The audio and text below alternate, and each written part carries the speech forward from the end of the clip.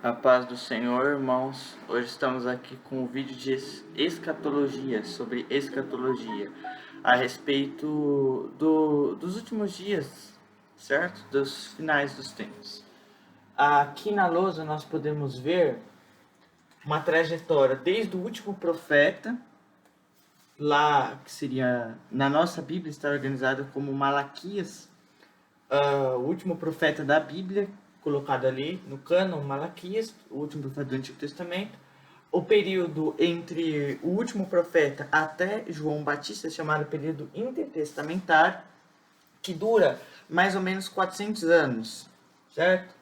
Alguns estimam até quase 500 anos, é por aí, 400 anos, 500. A gente entra no ministério de João Batista, o batismo de Jesus, quando ele tinha 29 anos. A gente pode ver isso em Lucas capítulo 3, a partir do versículo 21. Ele tinha ali 29 anos e meio, possivelmente. O ministério de Jesus, que vai durar possivelmente 3 anos e meio também. Por quê? Porque se ele tinha 29 anos e meio, para que dê 33 anos, é só colocar mais meio. Então, possivelmente, 3 anos e meio de ministério. A morte de Jesus no ano 30 depois de Cristo. A ressurreição de Cristo logo após da morte, que ela vai ser narrada em 1 Coríntios capítulo 15. Em 1 Coríntios 15, nós podemos ver a aplicação da ressurreição de Cristo. Em Romanos capítulo 6 também. Lá vai explicar assim que, assim como Cristo ressuscitou, nós também temos a garantia de que um dia ressuscitaremos. É possível que esteja um pouco distante a lousa para o computador que está gravando, mas eu espero que esteja dando para os irmãos verem. Aqui é a ressurreição de Cristo, certo? Depois, logo a ressurreição tem a ascensão de Cristo, quando Cristo sobe aos céus. Isso a gente pode ver lá em Atos capítulo 1. E depois a gente tem em Atos capítulo 2 o Pentecostes, que é aquela festa, isso é muito profético. A gente tem as festas de Levíticos 23. E eu já fiz um vídeo sobre as festas, eu vou tentar colocar aqui no canal. Eu fiz e coloquei lá no meu grupo do Telegram. Se der para passar para cá, eu passo, senão eu vou ter que gravar um outro vídeo, mas vamos ver. Se Deus quiser, a gente faz. Em Atos 2, a festa de Pentecostes, que é uma das festas, a gente tem ali. Pentecostes, irmãos, é uma palavra grega, tá? Que seria pente, seria 50, tá? É um numeral.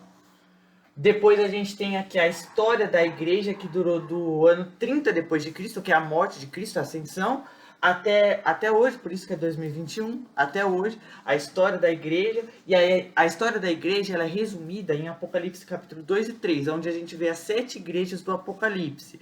Ali, aquelas 7 igrejas, elas têm interpretações, uma literal e a outra espiritual. Então a gente pode dar uma interpretação literal, que elas de fato foram 7 igrejas literais. A gente realmente tem na história Ásia, Pérgamo, Esmina, enfim, literais. Porém, elas têm valor espiritual, elas representam épocas, períodos de tempo. E você pode ver que elas representam, além de épocas, representam pessoas, tipos de cristãos. A primeira igreja, que é a igreja de Éfeso, ela representa, ele fala assim, você guarda o meu nome, você tem aquele amor por mim, de guardar a minha palavra, de trabalhar por mim, mas você perdeu aquele primeiro amor. Você tem esforço por trabalhar por mim, mas aquele primeiro amor você perdeu, você abandonou. Essa é a igreja de Éfeso, representa os cristãos de hoje que têm caído na fé. E, enfim, a igreja de Laodiceia também representa os cristãos de hoje, os cristãos mornos que querem misturar as coisas do mundo com as coisas de Deus. Eles acham que agora tudo é permitido, eu posso fazer o que eu quiser, eu vou começar a misturar as coisas do mundo com as coisas de Deus. E serve isso tanto para ganância, para avareza, tanto para qualquer coisa que eu queira colocar ali o nome de gospel, ou que eu queira, por mais que eu não queira fantasiar com uma máscara de cristão, eu posso estar acrescentando ao evangelho. Assim como Gálatas 1, 8 e 9 diz, se alguém pregar outro evangelho, pode ser até um anjo, seja anátema. É a igreja de Laodiceia. Bem, é representada aqui até o dia de hoje. Depois nós temos Joel capítulo 2, a gente vai entrar nessa parte. Inclusive está até destacado, é importante. Depois a gente tem o Apocalipse, tá certo? é a linha escatológica que eu defendo, tudo bem? E eu acredito ser verdadeira, tá certo? E eu vou provar na Bíblia que a minha visão, eu encontro na Bíblia textos para isso, ok? Inclusive, como eu vejo que a escatologia não é uma área de salvação e dá muito debate, muita contenda, muita divisão, é melhor deixar os comentários desse vídeo apagados, tá? Deixar desativados, melhor dizendo, para que não cause contendas sobre esse assunto, tá certo? Se vocês quiserem debater outro assunto, a gente tem lá no canal do Telegram, Trindade, Guarda de Sábado, enfim, essas coisas a gente entra lá e debate.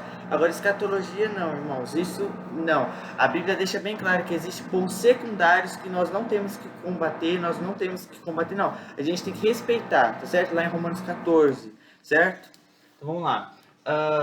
Apocalipse é o Apocalipse, é o resumo do Apocalipse. Ele vem depois de Joel 2, tá certo? Irmão, se vocês estiverem ouvindo barulho de fundo, não liguem, tá bom?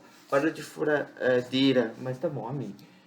E depois, no fim, depois do Apocalipse, a gente tem a volta de Jesus, tá? É a visão que eu acredito ser verdadeira. Embaixo, os irmãos estão vendo aí? Acredito que estão. Aqui embaixo, nessa parte aqui embaixo. As 7 igrejas do Apocalipse, aqui eu tô pegando daqui e trazendo para cá. As 7 igrejas do Apocalipse, Joel 2, aí aqui eu vou entrar nos selos, ok. Os selos, certo? Vamos lá. Agora a gente vai entrar lá em Apocalipse capítulo 6. Agora a situação vai ficar bem séria e muito importante. Antes de Apocalipse 6, eu quero que os irmãos abram em Joel capítulo 2, tá? Joel 2. Joel é um dos profetas menores. Ele vem depois do profeta Daniel, certo? Você tem Isaías, você tem Jeremias, você tem Ezequiel, você tem o profeta Daniel, você tem Oséias e depois vem o profeta Joel. No seu capítulo 2, certo? Capítulo 2, essa página aqui. Capítulo 2. O versículo de número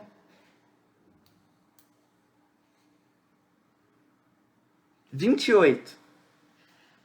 Joel, capítulo 2, versículo 28. E há de ser que depois derramarei o meu espírito. Quem está falando isso é Deus, e esse espírito é o Espírito Santo. Sobre toda a carne, sobre todo tipo de pessoas. E vossos filhos e vossas filhas profetizarão. Mostrando que o ministério profético também se refere a mulheres. Mulheres também podem ser profetisas, desde que profetizem de acordo com o que Deus mandar, não sejam falsos profetas. E vossas filhas profetizarão, os vossos velhos terão sonhos, ou seja, idosos também serão agraciados com o dom de Deus. Os vossos velhos terão sonhos, os vossos jovens terão visões. Então, ou seja, para toda idade, quer seja mulher, homem, velho, idoso, jovem, não importa. Ele vai derramar o espírito dele, ele vai operar, vai fazer uma obra de avivamento na nação, em que todo tipo de pessoa vai ser avivada e vai ser usada por Deus, certo? Vamos, versículo 29. E também sobre os meus servos e sobre as servas, ou melhor dizendo, também sobre os servos e sobre as servas, naqueles dias derramarei o meu espírito. E mostrarei prodígios no céu e na terra, sangue e fogo e colunas de fumaça. Agora o versículo 31 é muito importante, tá? O versículo 30 ainda não aconteceu. Mostrarei prodígios no céu, está profetizado ali os selos, as trombetas, certo? Está profetizado isso aí. E na terra, sangue e fogo e colunas de fumaça. Isso está profetizado nos selos. Ok, vamos lá. Agora o versículo 31 é muito importante. O sol se converterá em trevas, escuridão, em negrume, vai ficar preto. Ok. E a lua em sangue. Certo, vamos lá. Só que Deus dá uma data para isso acontecer. Dá um período, melhor dizendo. Antes que venha o grande e terrível dia do Senhor. Então ele fala que antes desse dia glorioso, o grande e terrível dia do Senhor venha, é necessário que primeiro o sol se torne negro e a lua em sangue. Ambos são termos que são usáveis de maneira intercambiável. Em algumas outras passagens você vai encontrar o sol se tornando sangue ou a lua negra. Bem, é só termos intercambiáveis, porque aqui está escrito que a lua se torna sangue. A lua se tornar em sangue ou a lua se tornar negra é o mesmo acontecimento. Só está sendo narrado de formas diferentes, tá bom? Até porque se a lua virar sangue, ela vai escurecer de qualquer forma. Então, me admira como que essas pessoas arrumam desculpa para descredibilizar a Bíblia por pouca coisa. Entende? Essas questões aqui não são problemas, não são contradições. Parece que as pessoas não sabem interpretar. Mas, enfim, versículo 31 fala que para que o grande e glorioso dia do Senhor venha, é necessário que primeiro o sol se escureça, ou se converta em trevas, e a lua se torne sangue. Antes que venha o grande e terrível dia do Senhor. Joel 2, 31. Por que isso é importante? Vamos lá. Porque agora, quando a gente abre lá em Apocalipse, capítulo 6, a gente encontra o seguinte.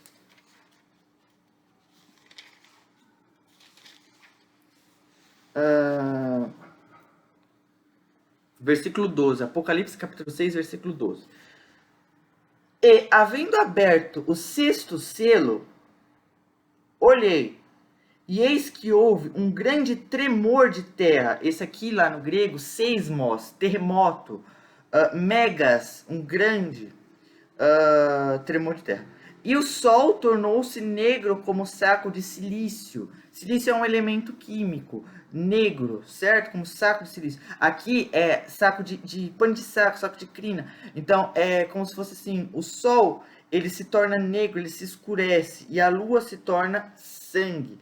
É a referência de Joel capítulo 2, tá certo? Esse selo aqui é claramente aquela referência de lá, certo? E as estrelas do céu caíram sobre a terra, como quando a figueira lança de si os seus figos verdes, abalada por um vento forte. Isso aqui é muito bom, muito importante. Irmãos, o termo aqui, abalada, lançar, é como se ela tivesse sido chacoalhada. Isso é muito importante também, lá no termo grego. E ele fala, a figueira. Isso aqui é muito profético. É só você ler Joel, que vai falar muito da figueira, do povo de Israel sendo comparado com a figueira. Essa figura de figueira e videira são termos para se referir a Israel, tá? Mas ele fala assim, que assim como a figueira, que você chacoalha, cai um monte de figo, dessa mesma forma, as estrelas caem do céu. Isso é importante, mas guarda, não se esqueça de Joel capítulo 2. E o céu, versículo 14, retirou-se como um livro que se enrola, e todos os montes e ilhas foram removidos dos seus lugares. Eu já vou continuar, isso aqui é muito importante. Por que eu peço para que vocês prestem atenção? Por quê? Porque nós estamos fazendo o seguinte, nós estamos estudando a palavra, a Bíblia. Então a gente vai fazer o seguinte, a gente vai passar por vários textos e vai uni-los, porque a Bíblia se complementa, ela se ajunta. Então a gente vai pegar vários textos, não picotados, óbvio, a gente vai pegar o seu contexto, e a gente vai uni-los. Então, se você não entender algum texto, vai ficar complicado. Então, vamos lá. Então, guarda isso. Joel capítulo 2 profetizou do sol virar trevas e a lua sangue. O sexto selo, Apocalipse 6, versículo 12, fala exatamente sobre isso. Certo? Só que tem um detalhe, Joel disse que antes da vinda dele, do grande e glorioso dia do Senhor, o que precisa acontecer? Essas coisas. Quando que essas coisas vão acontecer? No sexto selo. Então, a Bíblia está dizendo que o sexto selo abre antes do grande e glorioso dia do Senhor. É isso que a Bíblia está dizendo. Mas calma, a revelação não para por aí. Certo? Quando eu abro em Mateus capítulo 24, eu tenho uma concepção muito interessante. Mateus 24, versículo 29. Eu vou ler a partir do versículo 24. Porque surgirão falsos cristos e falsos profetas, e farão tão grandes sinais e prodígios, que, se possível fosse, enganariam até os escolhidos. Eis que eu vou-lo tenho predito, eu já tenho anunciado já. Portanto, se vos disserem, se alguém disser para vocês, eis que ele, esse ele é uma referência a Jesus, eis que ele está no deserto, não saiais, eis que ele está no interior da casa, não acrediteis. Ele fala assim, no meio da tribulação, alguém chegar para você, Jesus está lá, aqui e tal, dá a ideia, Jesus está dando a ideia de que no meio da tribulação vão falsificar a vinda dele, no meio da tribulação. E ele vai falar, não acreditem. Aí ele vai explicar o porquê que eu não posso acreditar. Só um minuto, irmãos. O porquê que eu não posso acreditar.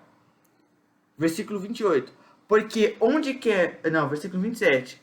Porque assim como o relâmpago sai do oriente e se mostra até o ocidente, ou seja, o relâmpago, ele sai do oriente para cá e se mostra até o ocidente. Então é interessante que Jesus não está falando da rapidez com que ele se faz isso, mas de como, a forma em que ele faz isso. Ele sai daqui e se mostra até aqui. Ele está aqui e ele vai até aqui. Então não é a rapidez que ele está trabalhando, ele está falando o modo como ele se manifesta, certo? Versículo 27. Porque assim como o relâmpago sai do Oriente e se mostra até o Ocidente, ou seja, Oriente e Ocidente é um termo, são uma expressão para se referir o céu todo o céu. Assim será também a vinda do Filho do Homem, visível, claro. Porque onde quer que estiver o cadáver, ali se juntarão as águias. Aqui é uma referência ao Gog e Magog, a guerra que vai acontecer. E aí olha o versículo 29. Logo depois da aflição daqueles dias, aflição é tlipsis no grego, que significa, irmãos, quando a Bíblia fala de uma aflição terrena, Atos capítulo 14, versículo 22, por muitas tribulações nos importa entrar no reino de Deus, tríplices. Quando a Bíblia fala em Atos capítulo 7, versículo 14, se eu não me engano, que Jacó, ali os patriarcas, teve uma grande aflição lá com os patriarcas. A palavra é megastlipsis. Quando a Bíblia vai falar em Apocalipse 7,14 da grande tribulação, ela usa a mesma palavra, megastlipsis. O que é isso? Megas é um adjetivo, grande. E tlipsis é prensar, opressão, aflição e tribulação. Agora, é diferente de sofrimento. Sofrimento, eu tenho uma palavra específica. Pátema. É uma palavra específica no grego. É diferente. Então, a Bíblia fala o seguinte, que aflições terrenas é tlipsis. E a grande aflição que virá é a mesma palavra. Já é diferente, por exemplo, quando fala que Jesus, os sofrimentos de Cristo, é outra palavra. Então você pode ver que essa historinha de que nós não vamos passar pela grande tribulação é mentira. Nós vamos passar. Eu já fiz vídeos aqui explicando Apocalipse 3:10. A preposição ek, ela tem a ideia de dentro de. Só que quando as pessoas usam o termo de dentro de, é de dentro de algo em que a pessoa já está. Então, por exemplo, o verbo ekporel omai, saindo. Mas é saindo de um lugar em que a pessoa já estava antes. Jesus saiu do templo, um exemplo. Ele saiu do templo porque ele já estava no templo. Então, quando fala, eu vou te guardar da hora da tribulação, é a ideia de que você já está na tribulação. Por isso que a melhor tradução é te guardarei na hora da tribulação. Por quê? Porque a preposição é que tem a ideia de tirar alguém de algo em que ele já estava. Então, desta forma, a gente já estava passando pela tribulação. Apocalipse 3:10. E outro ponto, Apocalipse 3:10, por conta da preposição ek, também pode ser traduzido e muito coerente por te guardarei a partir da hora da tribulação. A partir deste momento. Então, e teresso é um verbo, o verbo terel no futuro, do presente do indicativo ativo, certo? Futuro, presente, ou melhor dizendo, é o futuro, tá certo? Do indicativo ativo, não é presente, é futuro. E eu tenho ali o verbo teresso, tá certo? Guardarei no futuro. Mas esse teresso tem a ideia de guardar, de proteger, e não de arrebatar. Arrebatar a gente tem harpazo. Ou, por exemplo, se João quisesse dizer te guardarei, eu vou te arrebatar antes da tribulação, em vez da preposição é, que ele poderia ter posto a preposição pró, te arrebata, ou, por exemplo, te guardarei antes da hora da aprovação. Pró. Ele poderia ter dito, Harpazo, te arrebatarei desta hora. Ou ele poderia ter usado... Irmãos, ele teria várias outras palavras para pôr ali. Harpazo, ele poderia pôr esse pró, tá certo? Porém, ele quis colocar, ele não, o Espírito Santo, claro, ek, tá certo? Bem diferente as coisas. Agora, vamos lá. Vamos analisar isto. Irmãos, a Bíblia diz o seguinte, que a volta de Cristo, logo depois dessa aflição, dessa tribulação, o sol se escurecerá. Olha as características que Jesus lá dá em Mateus 24. É as características de Apocalipse 6. Então ele está dizendo que o sexto selo se abre no final da tribulação. O sexto selo se abre no final da tribulação.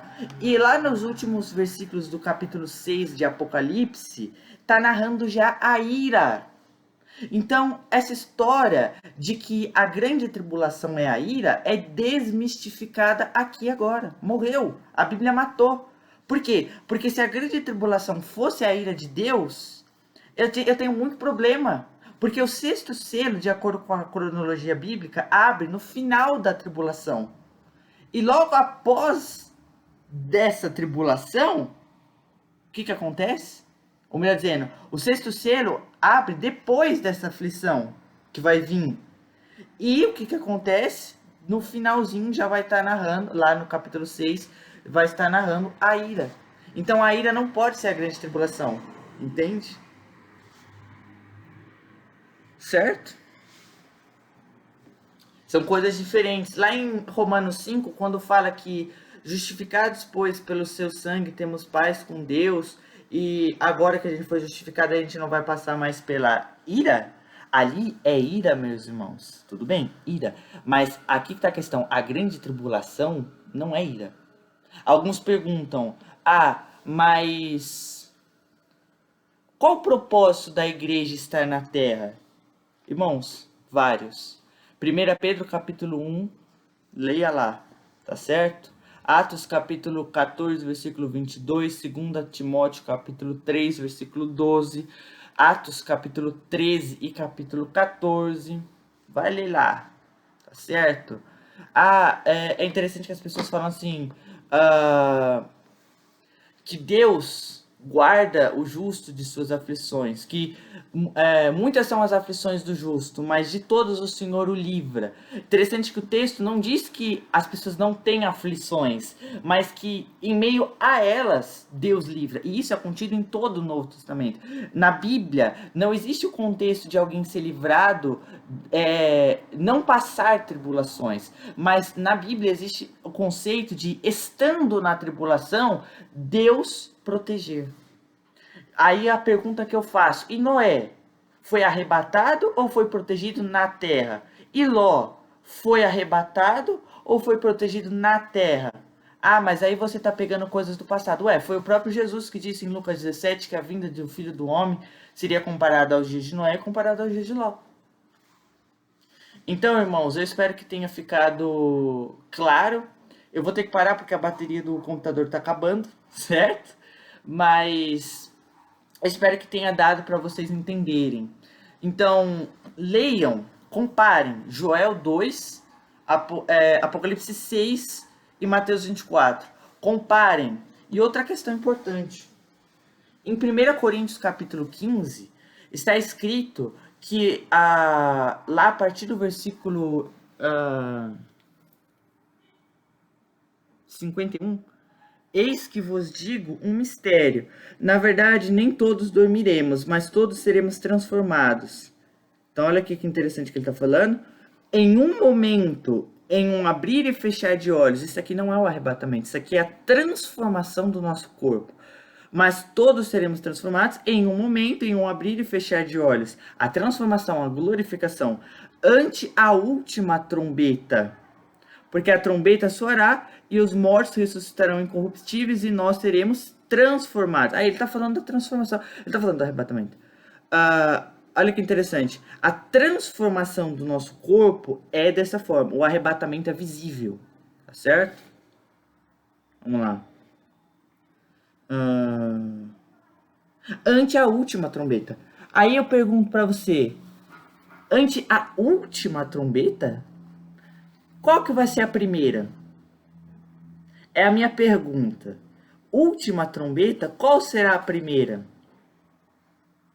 Que primeira trombeta é essa? Isso porque eu poderia estender. Não, peraí. Última? Se tem última, eu preciso ter uma primeira. E talvez eu ainda poderia ter uma segunda. Porque eu tenho primeiro, segundo, terceiro, quarto, quinto, sexto e a sétima, que seria a última. Por que eu não posso pensar assim? Ué, se tem última, cadê a primeira? Qual que é a primeira trombeta? É lá em Apocalipse 8. As 7 trombetas. Não adianta você querer fugir falando que são trombetas diferentes. Me explica aí qual que é a primeira trombeta que tem que tocar. Porque essa trombeta aqui é a última. Então, antes dela, alguma outra tem que tocar. Que trombeta que é essa? Apresenta aí pra mim. Que trombeta? Existe, irmãos. Então, não tem essa historinha aí de que, nós não vamos passar pela tribulação. A maioria das pessoas que pregam isso, irmãos, são pessoas que estão preparando o povo como teologia da... Não estou dizendo todas as pessoas, estou dizendo a maioria. Teologia da prosperidade, coisas que você não pode sofrer, coisas que você não pode passar por dificuldades. Irmãos, a Bíblia diz, Filipenses capítulo 1, versículo 21, para mim o viver é Cristo e o morrer é lucro. Então não existe essa teologia, essa ideia, esse conceito de que nós não vamos passar. Nós vamos. E aí que está a questão. Alguns querem separar os santos da Bíblia com os santos de Apocalipse. São os mesmos santos. Santo é a palavra hagios, o hagion no grego. E ela é aplicada lá em 1 Pedro capítulo 2 para gentios também. Não vem falar para mim que esses santos do Altíssimo são só os judeus. Os gentios são chamados de santos. 1 Coríntios capítulo 1, lá no prólogo, nos primeiros versículos, lá está escrito a igreja de Deus, os santificados. Tá? Então, santos também são os gentios. Os gentios também são santificados por Cristo. Não me vem com essa historinha que os santos de Deus são só os judeus, não. Irmãos, tá acabando a bateria aqui, eu vou ter que acabar. Fiquem na paz do Senhor.